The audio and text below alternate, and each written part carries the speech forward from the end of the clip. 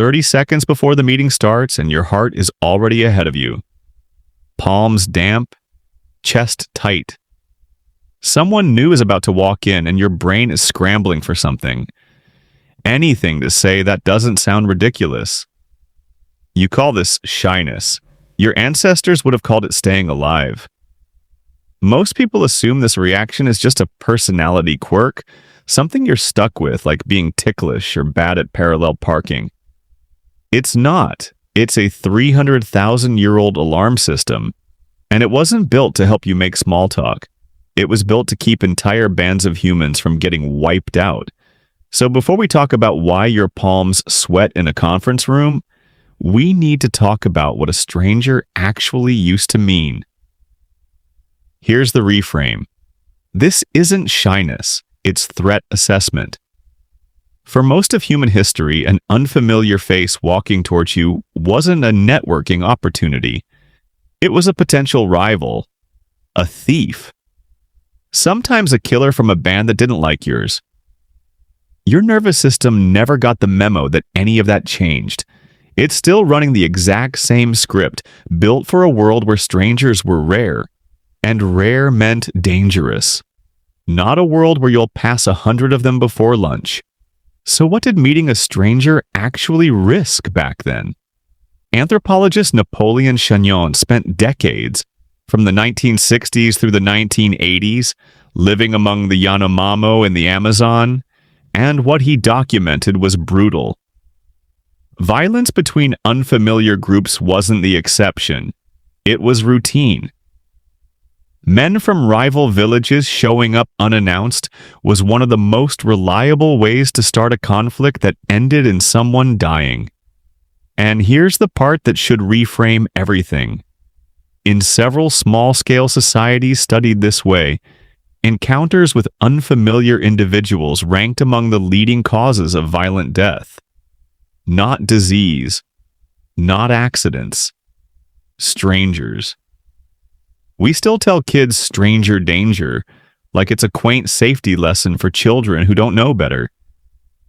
Funny thing is, that instinct used to apply to everyone, all the time, for good reason. Think about that next time you're on a crowded train, surrounded by hundreds of people you'll never speak to. For most of human history, one uninvited stranger near your camp could mean your entire band was about to be raided. So evolution built you a shortcut to survive that risk, and you're still running it every single day. Here's where it stops being cultural memory and starts being hardware.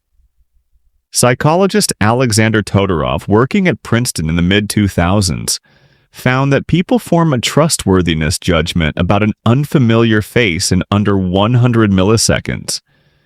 That's faster than you can consciously register that you're even looking at someone. Faster than a blink. And that judgment isn't happening in the thoughtful, rational part of your brain. It's happening in the amygdala, your threat detection center, firing off a verdict before the rest of your mind even shows up to the conversation. So that flutter of nerves before you speak to someone new, that's not social awkwardness. That's a threat scan completing itself before you've said a single word. Picture an ancient human sizing up a stranger from a rival band in a fraction of a second, deciding fight, flee, or maybe okay. Now picture you doing the exact same thing to a new coworker across a conference table. Same circuit.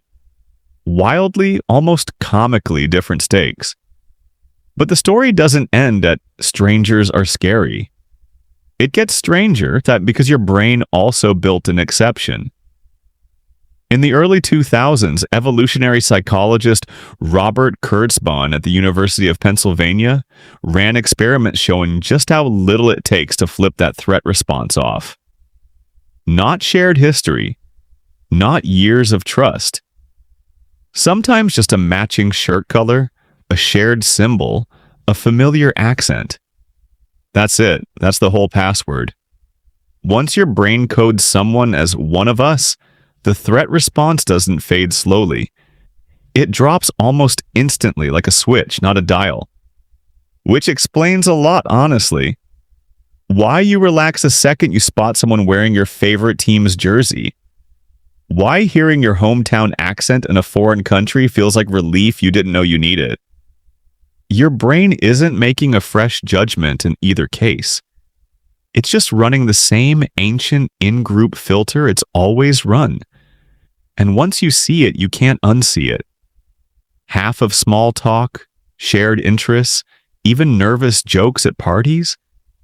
That's just two strangers racing to signal the same thing. I'm not a threat. I'm one of yours. Which explains a lot about why modern life feels so exhausting. Now stack all of that against your actual week. Commutes packed with unfamiliar faces. City streets full of people you'll never speak to. A social media feed that introduces you to strangers by the hundreds before breakfast. Researchers have only recently started quantifying just how strange this really is. The average person today encounters more unfamiliar faces before noon than an ancient human might have met in months, sometimes years. Your threat detection system isn't broken. It's not overreacting for no reason. It's a precise, ancient piece of machinery, still doing exactly its job. Just buried under a volume of strangers it was never built to process. Which brings us back to that meeting. Back to that meeting. Heart still racing a little. Palm still a bit damp before the door opens. That's not weakness. It's not awkwardness either, no matter what it feels like in the moment. It's a perfectly calibrated ancient threat scan, doing exactly what it was designed to do, just firing in a world that throws thousands more strangers at it than it was ever built to handle. You're not bad with people. You're just the first human in history ever expected to feel safe around hundreds of strangers a week, on a train, in an office, in a comment section. Here's the good part, though. It doesn't take much to quiet that alarm.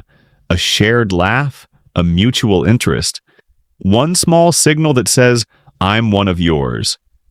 And that ancient system stands down faster than you'd think.